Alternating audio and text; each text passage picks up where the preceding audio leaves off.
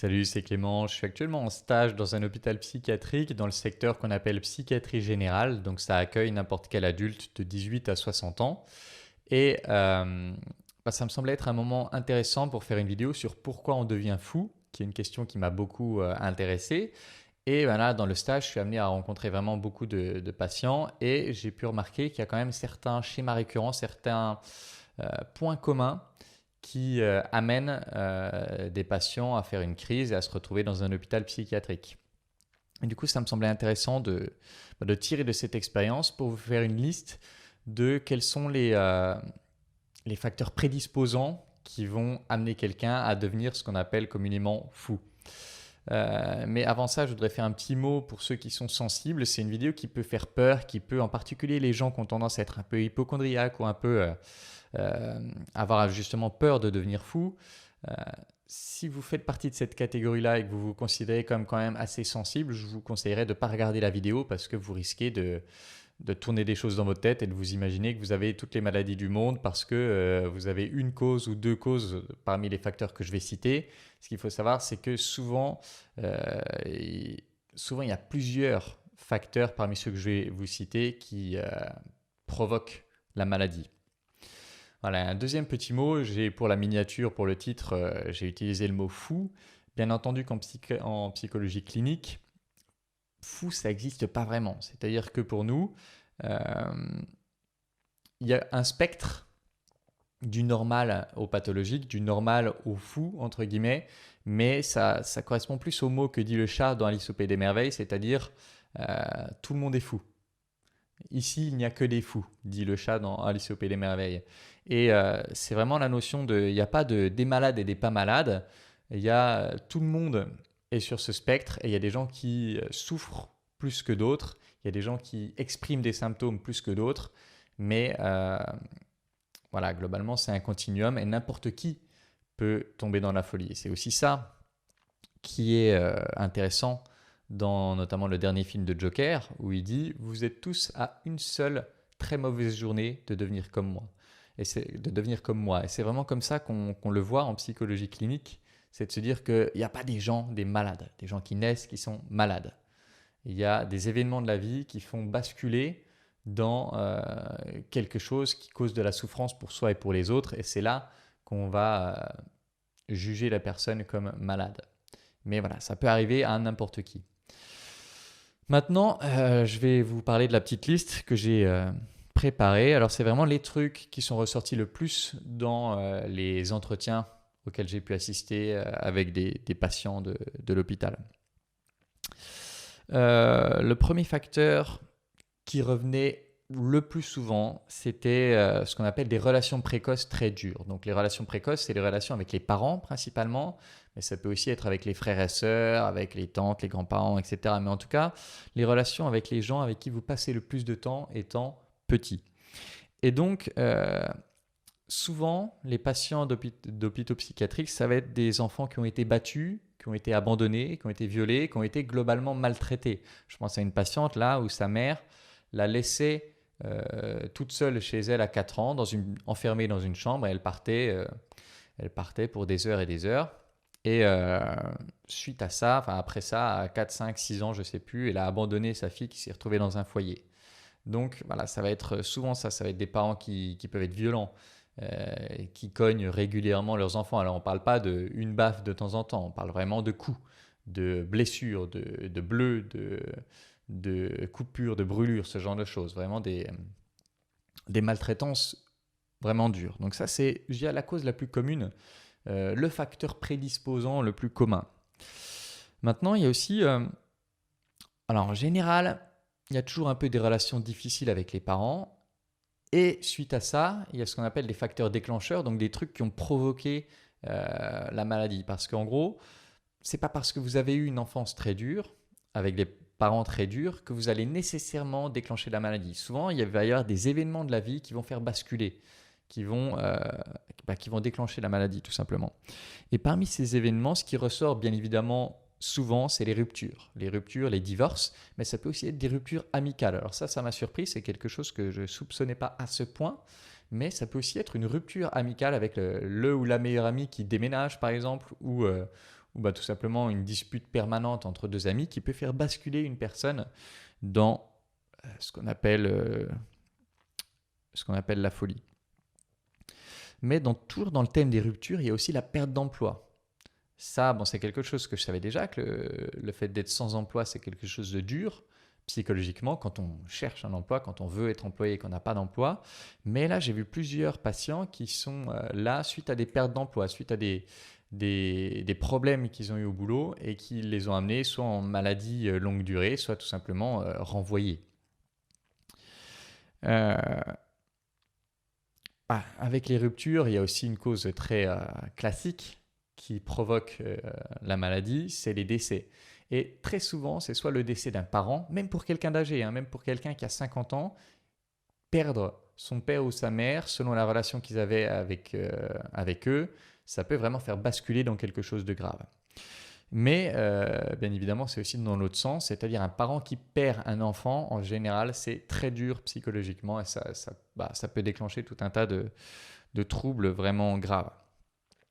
Et là, un truc qui va peut-être en énerver certains, on a tendance à dire le cannabis, c'est pas grave, non. Il y a beaucoup de patients psychotiques donc qui déclenchent des psychoses, qui déclenchent de la schizophrénie, qui déclenchent ce genre de maladies, qui les déclenchent suite à une consommation excessive de cannabis. Et donc, pas dangereux, si, très dangereux. À un moment donné, ça va les faire basculer vraiment d'un coup alors qu'ils fument. Je pense à des patients qui ont la vingtaine. 2-3 patients qui ont la vingtaine qui sont là parce que, alors, ils ont une enfance pas facile, mais pas non plus une enfance difficile, pas dans le cadre des violences dont j'ai parlé avant, juste peut-être des parents un peu absents ou des parents un peu rudes, mais pas non plus qui les battaient. Et pour X raisons, ils se mettent à consommer beaucoup de cannabis et à un moment donné, ça les fait basculer dans de la paranoïa, dans de la schizophrénie, dans des choses comme ça.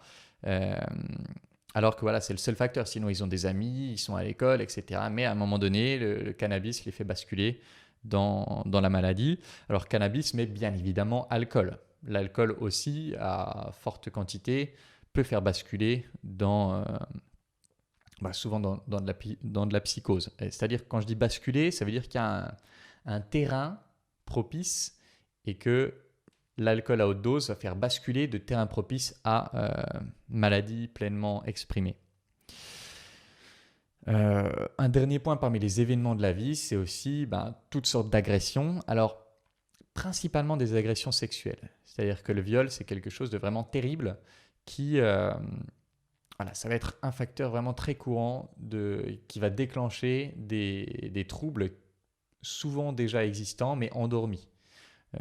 Le viol, mais ce n'est pas forcément qu'une agression sexuelle, ça peut être juste une agression physique, un traumatisme ou une agression entre guillemets involontaire qu'est l'accident de voiture. Donc des chocs comme ça peuvent faire basculer dans la folie. Et un dernier point que j'ai mis, c'est les troubles biologiques. Alors pourquoi je l'ai mis à part? C'est parce que ce n'est pas un événement de vie en soi, c'est plutôt, ça fait partie du terrain de la personne. C'est-à-dire que on constate souvent que quand une personne vient alors qu'elle a tenté de se suicider, très souvent dans sa famille, il y a un autre suicide, 2 autres suicides, 3 autres suicides. Là, je pense à un patient, 3 personnes se sont suicidées dans sa famille.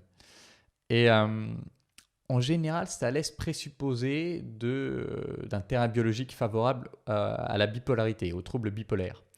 Et ce qui est intéressant avec quelqu'un qui a un terrain favorable aux troubles bipolaires, c'est que il y en a plein où ça ne s'exprime pas, où ça ne se voit pas. Alors, tout le monde a des hauts et des bas, et il y a plein de personnes qui ont ce terrain bipolaire, mais qui vont rester dans les hauts et les bas un peu de tout le monde, quoi.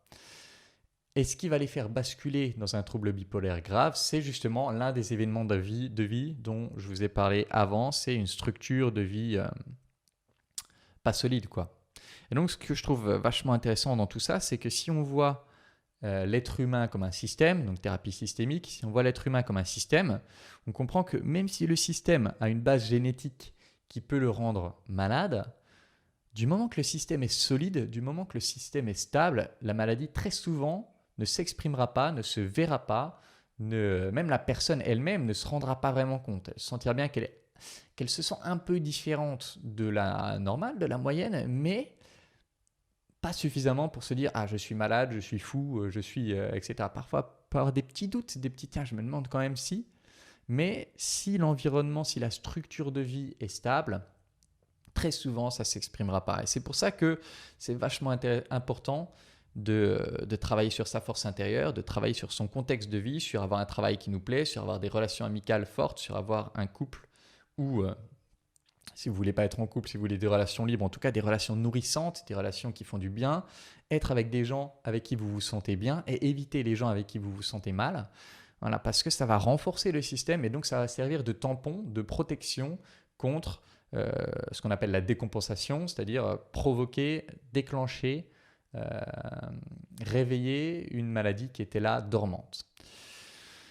Donc voilà, c'est vraiment les facteurs les plus courants et si je fais cette vidéo, c'est aussi parce que moi évidemment qui ai subi un deuil très dur avec mon père, un décès très dur avec mon père et qui parfois me sent comme ça un petit peu dans la catégorie des gens qui se disent ouais, je sais que je suis pas fou, je suis capable de fonctionner, mais il faudrait pas que il se passe quelque chose de trop grave. Faudrait pas qu'il… Je sais pas, je pense à des situations où, imaginons, je suis avec ma copine, quelqu'un vient l'agresser. J'ai la croyance que je pourrais un peu basculer et le tuer, quoi. Et donc, voilà, c'est important. En tout cas, c'est important pour moi. Et je pense que si je voulais faire cette vidéo, c'est aussi pour transmettre le message que si vous faites partie de ces gens qui ont un peu de doute, c'est important de vraiment prendre soin de vous, de vraiment prendre soin de votre structure, de vraiment prendre soin de votre vie et de vraiment construire un environnement solide de telle sorte que quand il vous arrive des merdes, ça va faire effet tampon, ça va absorber le choc pour vous et ça va vous protéger tout simplement d'un basculement qui pourrait être grave. Alors quand je pense au mien, je ne pense pas devenir comme le Joker, mais dans mon cas précis, ce serait basculer dans ce qu'on appelle la dépression mélancolique, c'est-à-dire une dépression avec des fortes envies suicidaires et avec un sentiment de vide absolu dans le cœur, de plus rien n'a de sens, mais à l'extrême. Donc, voilà, gardez en tête cette citation du Joker. Vous êtes tous à une très mauvaise journée de devenir comme moi et construisez-vous un système, travaillez sur vous-même, travaillez sur votre force intérieure pour avoir un système qui soit capable d'absorber les chocs et donc de vous protéger, de déclencher quelque chose qui pourrait être très dur et vous envoyer notamment dans un hôpital psychiatrique. Alors, voilà, quand même un dernier mot là-dessus. C'est très rarement comme ce qu'on voit dans les films, des patients qui hurlent, qui se battent, qui mordent, etc. Un hôpital psychiatrique, c'est globalement un hôpital où on s'occupe de troubles psychiatriques. Bien sûr qu'il y a des gens qui hurlent, il y a des gens qui crient, il y a des gens qui se traînent par terre, mais ce n'est pas du tout la majorité des gens qui sont à l'hôpital. Pour la majorité des gens qui sont à l'hôpital, si vous les voyez dans la rue, vous ne diriez pas qu'ils sont malades. Vous les verriez comme des gens lambda. Donc voilà, si jamais ça devient trop dur pour vous, il ne faut pas avoir honte d'aller dans un hôpital. Vous serez certainement entouré. En tout cas, les gens qui sont à l'hôpital, les patients rapportent pour beaucoup que ça leur fait du bien d'être là, qu'ils se sentent protégés, qu'ils se sentent rassurés, etc. Donc si un jour, votre système est perturbé, ça vous fait basculer dans quelque chose, n'hésitez pas à faire ce genre de démarche, même si bien sûr tous les lieux ne se valent pas, toutes les équipes de soins ne se valent pas, mais voilà, on voit quand même que pour la totalité des patients qui viennent là, pour l'immense majorité d'entre eux, ça leur fait beaucoup de bien et ça les restabilise, quoi. Donc voilà, j'espère que cette vidéo vous aura intéressé, j'espère qu'elle pourra vous donner des idées sur tout ça et peut-être en rassurer quand même certains sur soit que vous n'avez pas autant de difficultés, soit que ça vous donnera un peu plus de confiance dans le fait de pouvoir les affronter quand vous en aurez. Et puis, comme d'habitude, si vous voulez travailler avec moi, si vous voulez que je vous accompagne sur certaines de vos problématiques, vous pouvez postuler à l'École des Guerriers. Il me reste 2 places pour l'École des Guerriers qui commence le 4 octobre. Donc, si vous voulez travailler avec moi, essayez de postuler rapidement. Comme ça, on pourra commencer dès le 4 octobre à travailler sur votre force intérieure. Voilà, c'est tout pour cette vidéo. En attendant la prochaine, je vous embrasse et je vous dis à bientôt. Ciao.